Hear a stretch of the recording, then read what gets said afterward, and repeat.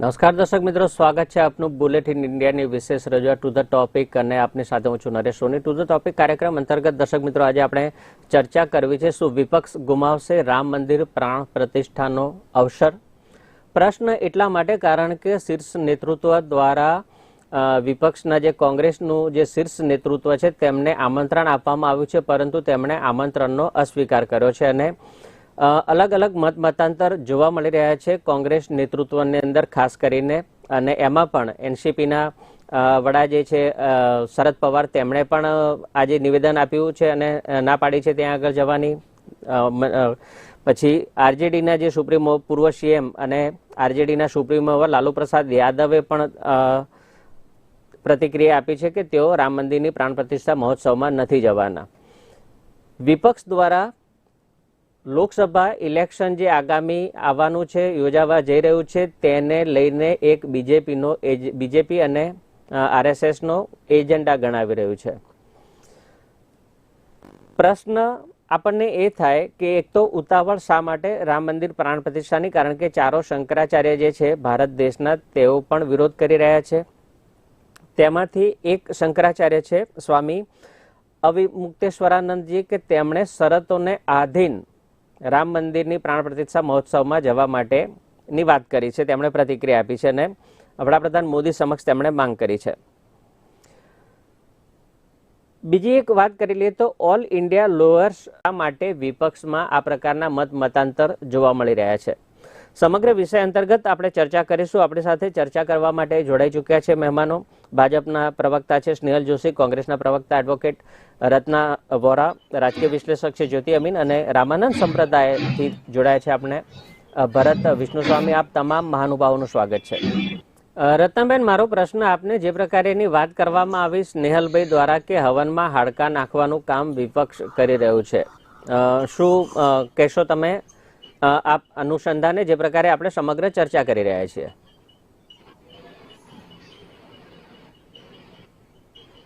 તમારો અવાજ નથી આવી રહ્યો રત્નાબેન. જી હાજી, હા, હવે આવી રહ્યો છે. અવાજ આવે છે? જી જી આવે છે. ઓકે. હવે નરેશભાઈ, મારી વાત શરૂ કરતા પહેલા હું આપને અને મારા પેનલિસ્ટ સાથીઓને અને આપના ચેનલના મારફતે દેશના જ્યાં લોકો આપ ચેનલ જોતા હોય એમને બતાવવા માંગુ છું કે ભારત દેશ એક ધર્મ નિરપેક્ષ દેશ છે. કદાચ જેમને ના ખબર હોય તો હું એમને કહી દઉં કે બધા ધર્મને સાથે લઈને ચાલનારું આ દેશ છે. અને ભારત દેશનું જે પ્રિયામ્બલ છે એ પ્રિયામ્બલમાં પણ એમાં કીધેલું છે કે ભારત દેશ એક ધર્મ નિરપેક્ષ દેશ છે, વિવિધતામાં મતલબ એકતાનું આ દેશ છે. અને આની અંદર બધા ધર્મ સંપ્રદાયને પોતપોતાના ધર્મ સંપ્રદાયને વધારવા માટેના સ્પેશિયલ બંધારણમાં અનુચ્છેદ એટલે કે આર્ટિકલ આપેલા છે. આર્ટિકલ 25 થી લઈને આર્ટિકલ 30 સુધી દરેક ધર્મ સંપ્રદાય કે વ્યક્તિ પોતાના ધર્મ વિશે ચર્ચા વિચારણા એને પ્રચાર પ્રસાર બધું કરી શકે છે. બધું છૂટ છે આપણા બંધારણના હિસાબથી. અને જે વાત અહીંયા ચાલી રહી છે આ રામ મંદિરના પ્રાણ પ્રતિષ્ઠાની વાત, તો એ વિશે હું ખાસ કહેવા માંગુ છું કે આપણા દેશના જે ચારેય શંકરાચાર્યો છે, જે આદિ શંકરાચાર્ય જે દાર્શનિક હતા, એમણે આ ચારેય શંકરાચાર્યોની સ્થાપના કરી, એ પીઠની સ્થાપના કરી.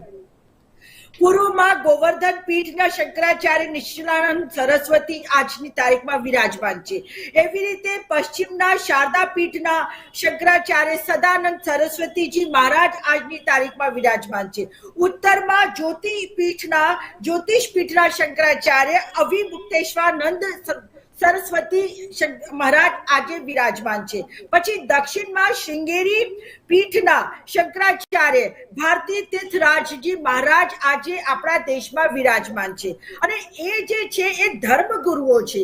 ધર્મની વ્યાખ્યા કરવાનું કામ એમનું છે. અને જ્યારે દેશમાં કે ધર્મમાં કંઈક ટિપ્પણી આપવાની વાત આવે કે ધર્મ વિશે કંઈક કહેવાની વાત આવે તો આપણા માટે આ ધર્માચાર્યો છે.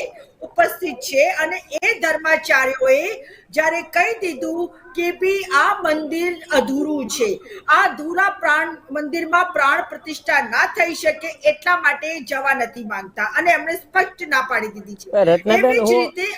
રત્નાબેન, હું આપને સાથે પ્રશ્ન એક એ પણ કરીશ કે તમે શંકરાચાર્ય અવિમુક્તેશ્વરાનંદ મહારાજની વાત કરી, એમણે શરતોને આધીન અયોધ્યા મંદિર જવાની વાત કરી છે. અત્યારે આપણે ચર્ચા કરી રહ્યા છીએ કે વિપક્ષ શા માટે આટલો વિરોધ કરી રહ્યું છે. લોકો કહેતા હતા કે મંદિર વહી બનાએંગે, તારીખ નહીં બતાએંગે, જ્યારે બીજેપીના લોકોને એ લોકોએ કહ્યું કે મંદિર ભી બનાએંગે ઓર તારીખ ભી બતાએંગે. હા, હવે હું એના ઉપર જ આવું છું. આપણો શું નારો આપ્યો તો કે કસમ રામ કી ખાતે હૈ મંદિર વહી બનાએંગે. હું એ મુદ્દા ઉપર કહેવા માંગુ છું કે કેટલા મોટા નારાઓ આપ્યા હતા, જો હિન્દુ રાષ્ટ્ર की बात करेगा वो हिंदू राष्ट्र पे राज करेगा, એવા મોટા મોટા સ્લોગનો આપીને ભારતીય જનતા પાર્ટી છેલ્લા 30 વર્ષથી રાજકારણ કરી રહી છે ભગવાન શ્રી રામના નામથી. તો આજે જે વસ્તુ છે કે આ જે મંદિર બની રહ્યું છે પહેલી વખત, સોરી લેટ મી સ્પીક, પહેલી વખત કહું કે જે મંદિર બની રહ્યું છે એ જે મૂળ જગ્યા છે જ્યાં રામલલાની મૂર્તિ રાતોરાત સ્થાપિત કરી દેવામાં આવી હતી, એ મૂળ જગ્યાથી 3 થી 4 કિલોમીટર દૂર બની રહી છે. તો જ્યારે આ મંદિર 3 થી 4 કિલોમીટર દૂર બની રહ્યું હોય તો મારે એ જ કહેવું છે કે આરએસએસ અને ભારતીય જનતા પાર્ટીએ, વિશ્વ હિન્દુ પરિષદે, બજરંગ દળે છેલ્લા 30 વર્ષથી ભારત દેશની નાગરિકોને ભાનમાં કેમ લીધેલા છે. અને આજે જ્યોતિબેને બહુ સરસ વાત કરી. રત્નાબેન, મારો બીજો પ્રશ્ન આપને એ છે કે આપના જ પક્ષના, આપની જ પાર્ટીના કોંગ્રેસના જ નેતાઓ આનો વિરોધ કરી રહ્યા છે. શીર્ષ નેતૃત્વ અસ્વીકાર, આમંત્રણ મળ્યું છે પણ અસ્વીકાર કરી રહ્યા છે. રત્નાબેન, મારી વાત પૂરી થવા દો, પછી હું તમારો પ્રશ્નનો જવાબ આપીશ. તમારો જે જવાબ હોય છે એમાંથી મને પ્રશ્ન નીકળે છે. રત્નાબેન, તમારે વચ્ચે ટોકવું હોય તો પછી હું જતી રહું, મને વાત કરવા દો. પહેલા મારી વાત પૂરી થશે પછી હું જવાબ આપીશ અને એક વાતનો જવાબ આપીશ. તો મારા બેન જ્યોતિબેને બહુ સરસ વાત કરી છે કે ધર્મ, સ્નેહલભાઈ એમને સાંભળી લઈએ પહેલા. મારી વાત સાંભળો. અને સત્ય, અહિંસા, મર્યાદા એ જ આપણું ધર્મનું મુખ્ય ઉદ્દેશ્ય છે. તો આપણે ક્યાં પાડી રહ્યા છે. હવે બીજી હું વાત કરું કે અહીંયા જે ધર્મની આડમાં રાજકારણ થયેલું છે ને, એ રાજકારણ સામે કોંગ્રેસને વાંધો છે.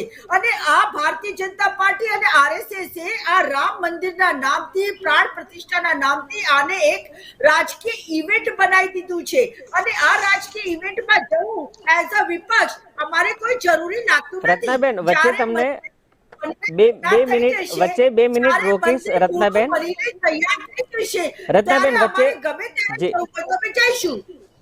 વચ્ચે 2 મિનિટ તમને રોકીશ કે અયોધ્યા મુદ્દાને લઈને 2 મિનિટ.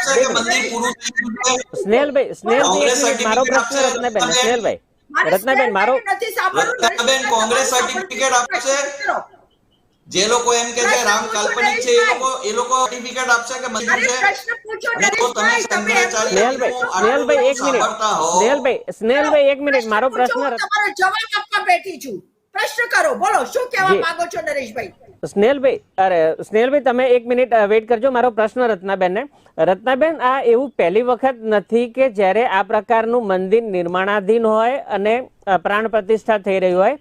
આપણે વાત કરીએ આઝાદી પછી પ્રાચીન જે સોમનાથ મંદિર હતું એનું પુનર્નિર્માણ કરવામાં આવ્યું હતું અને ડોક્ટર રાજેન્દ્ર પ્રસાદ જે રાષ્ટ્રપતિ હતા તેમણે 11 મે 51 રોજ અભિષેક કરીને કાર્યક્રમમાં ભાગ લીધો હતો. એ વખતે મંદિર નિર્માણાધીન હતું. પછી એની જો વાત કરવામાં આવે તો જે તમે નિર્માણાધીન મંદિરની પ્રાણ પ્રતિષ્ઠા ના થઈ શકે એના માટેની જે વાત કરો છો એ અંતર્ગત હું તમારી સાથે વાત કરી રહ્યો છું. મંદિરનો જીર્ણોદ્ધાર કરવામાં આવ્યો. ડોક્ટર શંકરદયાળ શર્મા જે તે વખતે રાષ્ટ્રપતિ હતા. 1 ડિસેમ્બર 1995 રોજ જીર્ણોદ્ધાર કરવામાં આવ્યો. અલગ અલગ તબક્કાની અંદર સમગ્ર મંદિર બનાવવામાં આવ્યું હતું. પહેલો તબક્કો શિખરનો, બીજો સભા મંડપ, ત્રીજો નૃત્ય મંડપ. અને આના જે 2 ભાગો હતા ને એ 65માં પૂર્ણ થઈ ગયા હતા. 1965માં આ 2 તબક્કા પૂર્ણ થઈ ચૂકેલા હતા. હવે નિર્માણાધીન મંદિર છે તો શા માટે ના થઈ શકે ને? સ્વામી શંકરાચાર્યની તમે જે વાત કરી અવિમુક્તેશ્વરાનંદજી, એ તો રાજી થઈ ગયા છે ત્યાં આગળ આવવા માટે. અયોધ્યા?